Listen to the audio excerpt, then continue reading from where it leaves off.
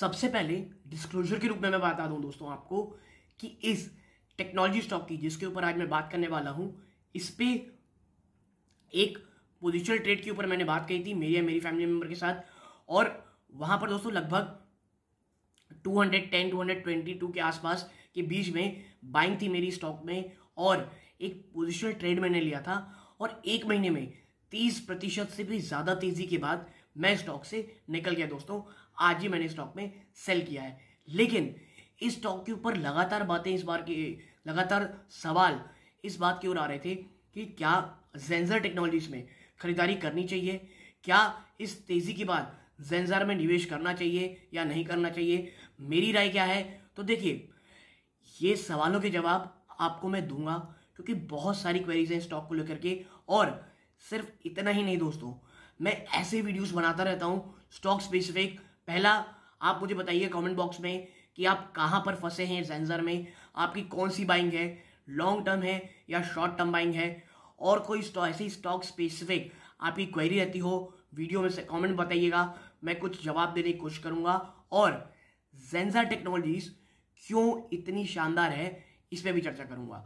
तो ऐसे तमाम सवालों जवाब के लिए और तमाम एनालिसिस के लिए, क्विक एनालिसिस के लिए चैनल को सब्सक्राइब करें और हर एक वीडियो आपके नोटिफिकेशन बार पे मिले, इसके लिए ऑल नोटिफिकेशन को ऑन कर लीजिएगा।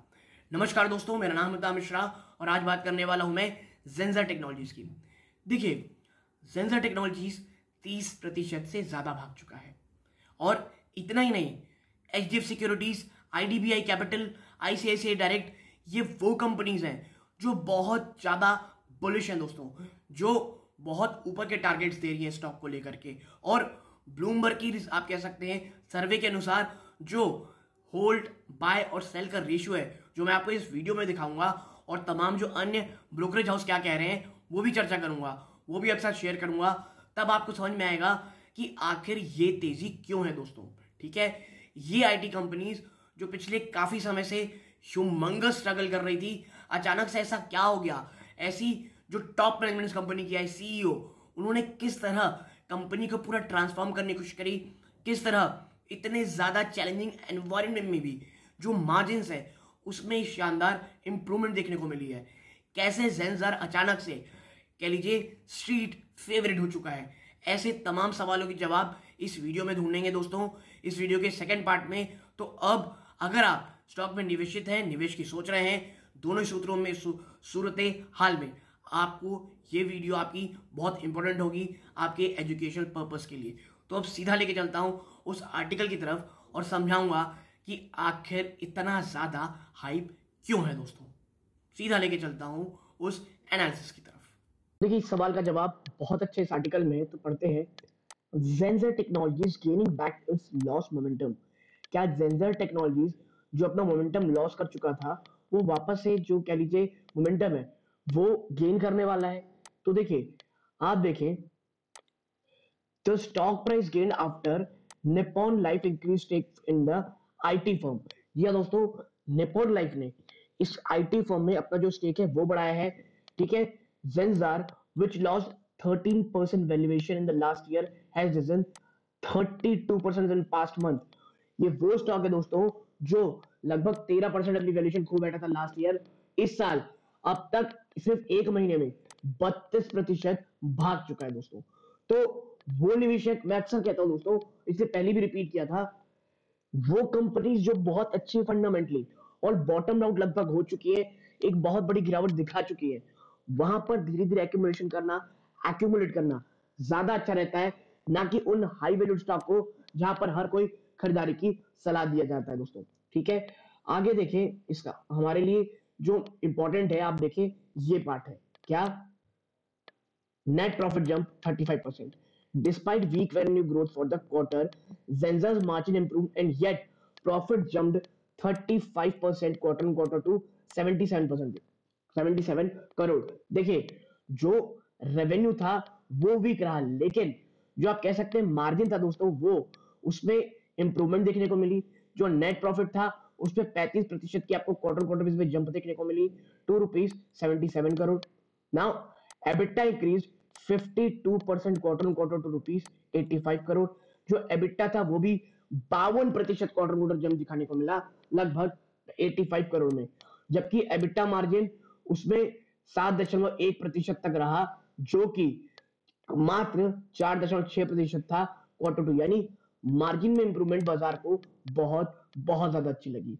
और इतना ही नहीं, अगर आप आगे चल के देखेंगे, according to Sachin Zoot, CFO of Zensar, our disciplined program for margin improvement through measures such as increasing fresher deployment, optimizing operational metrics, and rationalizing costs have helped us improving margins in quite quarter three in spite of being a furlough quarter। देखिए, company ने जो बात कही, जो CFO ने बात कही, जो कि बहुत शानदार है। कंपनी ने एक स्पेसिफिक स्ट्रेटजी अपनाई कि ज्यादा से ज्यादा फ्रेशर को लो, ताकि आपका जो आप कह सकते हैं जो एम्प्लॉय बेनिफिट एक्सपेंस है वो कोई बहुत ज्यादा न बढ़ जाए। ऐसे कॉस्ट कटिंग किए गए, ऐसे ऑपरेशनल ऑप्टिमाइजेशन किए गए जो इन्हें कॉस्ट रियलाइजेशन में हेल्प किया, और जबकि आपका रेवेन्यू खराब था लेकिन मार्जिन में आपको इंप्रूवमेंट देखने को मिली। आगे है the company plan to improve margin to mid teens. ठीक है, कंपनी प्लान कर रही है कि जो मार्जिन है वो मिड टीन्स में रहे, 15-16% सेकंड क्वार्टर फाइनेंशियल 23 के अंत तक। Further, the new CEO has been instrumental in turning around a smaller से आईटी कंपनी। और आईडीबीआई कैपिटल का मानना है कि जो न्यू सीईओ आए हैं ये गेम चेंजर साबित हो रहे हैं इस कंपनी के लिए दोस्तों, इस स्मॉल आईटी कंपनी के लिए। आगे है we expect the new CEO to make a similar turnaround in Zensar. His current focus is on improving margin, followed by revenue growth. Hence, we had considerably built in revenue and PAT CAGR of 9%, 37% over financial 23 to 25 earning। ठीक है, आप देखें जो PAT CAGR की बात की जा रही है वो 9% और आपके और 37% फाइनेंशियल 23 के अर्निंग और फाइनेंशियल 25 की अर्निंग तक की। ठीक है, और क्योंकि जो मनीष टंडन है दोस्तों, ये नए एमडी सीईओ है जो कि 23 जनवरी 2023 से इस कंपनी में आए हैं दोस्तों। Now in the 1 month since joining Zensar, I spent time understanding our fundamental with our strong investment in our service lines, our vertical capabilities, and our strong leadership. We are positioned well to drive sustainable and profitable growth. He commented on quarter three financial 23। भाई देखिए, ज्यादा समय तो हुआ नहीं है और मेरा मानना है आप एक क्वार्टर के अंदर कंपनी में कोई बहुत बड़ा मिरेकल तो नहीं कर सकते। ठीक है, और ये यही बात कह रहे हैं एक दो क्वार्टर के अंदर। तो ये आगे कह रहे भाई मैं सीख रहा हूँ, जो हमारे स्ट्रेंथ है उसे समझ रहा हूँ, और मैं टाइम स्पेंड कर रहा हूँ ये जानने की कि भाई आखिर वो कौन सी एरिया जहाँ पे हम प्रॉफिटेबल हो सकते हो। बात करें वर्टिकल्स की, देखिए सेगमेंट वाइज बात करें, BFSI banking financial service and insurance, वो 19.8% की ईयर ऑन ईयर ग्रोथ दर्ज की है, जबकि हाईटेक और मैन्युफैक्चरिंग दोस्तों, कंज्यूमर सर्विस, ये आप कह सकते हैं कॉन्ट्रैक्शन थे ड्यू टू मैक्रो अनसर्टेनिटीज, और ये सबको पता है दोस्तों। और देखिए एचडीएफसी सिक्योरिटीज ने भी एक काफी अच्छी इसमें बात कही है। क्या कही आप देखें, Zensar is poised well for registering revenue growth in medium to long term.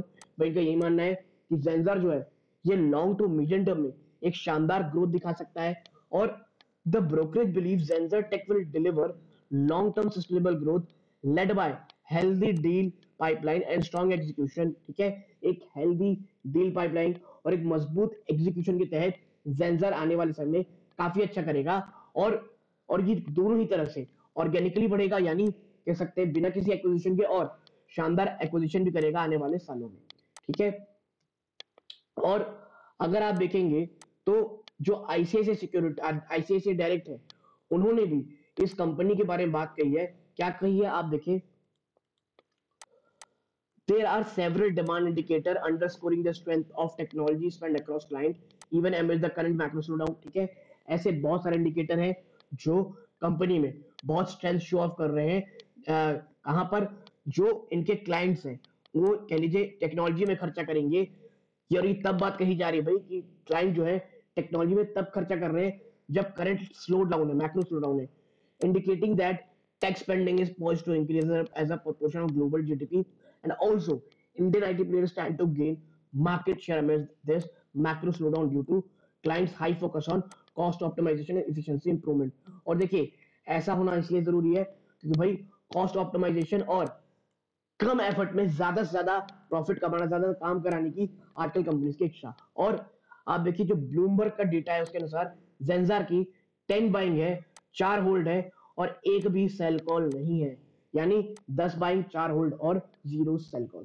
तो जेंजार टेक्नोलॉजी जो इतना शानदार भागा है, आपको समझ में आ चुका होगा कि क्यों इतनी तेजी है, क्यों हर कोई अब सिर्फ और सिर्फ तेजी की यहाँ बातें कर रहा है दोस्तों। तो अगर आपको ऐसी वीडियोस की जानकारी चाहिए, ऐसे स्टॉक स्पेस वीडियो की जानकारी चाहिए, वीडियो को लाइक करके चैनल को सब्सक्राइब कीजिएगा। यहां तक जुड़े रहिए, आपका बहुत बहुत धन्यवाद। ये वीडियो का अंत है। जय हिंद दोस्तों।